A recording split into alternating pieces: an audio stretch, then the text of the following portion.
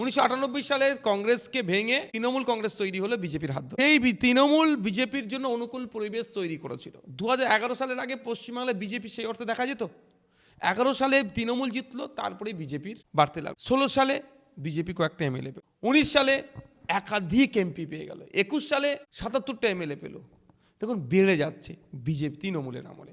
আর একটা কথা বলছি, শুভেন্দু অধিকারী মহাশয় যেভাবে সাম্প্রদায়িক কথা বলছি, এখন ধরে তো জেলের মধ্যে রাখা দরকার। অসীম সরকার ইসলাম ধর্ম সম্পর্কে, কোরআন শরীফ সম্পর্কে যেভাবে মানহানিকর বক্তব্য দিল, আমরা অভিযোগ দায়ের করলাম, রাজ্য সরকারের উচিত ছিল সুমোটো করে ওনাকে জেলের মধ্যে রাখা। তা তো পারেনি। আমরা অভিযোগ করলাম, সেটাকে এফআইআর হিসাবে গ্রহণ পর্যন্ত করেনি। অগ্নিমিত্রা পল, মাদ্রাসা নিয়ে, শিক্ষা ব্যবস্থা নিয়ে যেভাবে আক্রমণ করলো, মানে বিজেপি নেতারা যেভাবে আক্রমণ করে যাচ্ছে, আপনারা দেখেছেন যে বিজেপির বিরুদ্ধে রাজ্য সরকার কোনো ব্যবস্থা গ্রহণ করতে? তা তৃণমূলকে দিয়ে বিজেপিকে আটকানোটা থুতু দিয়ে আটা ছানার মতো সমান।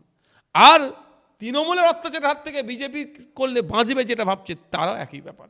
কারণ সেন্ট্রাল এজেন্সিরাতে যে সমস্ত দুর্নীতি তদন্তভার দেওয়া আছে থ্রু কোর্ট, কটা সাকসেস হয়েছে, কটা ফাইনাল চার্জশিট সাবমিট হয়েছে, দেখুন, দেখলে দেখা যাবে কচ্ছপের গতির ন্যায় যাচ্ছে।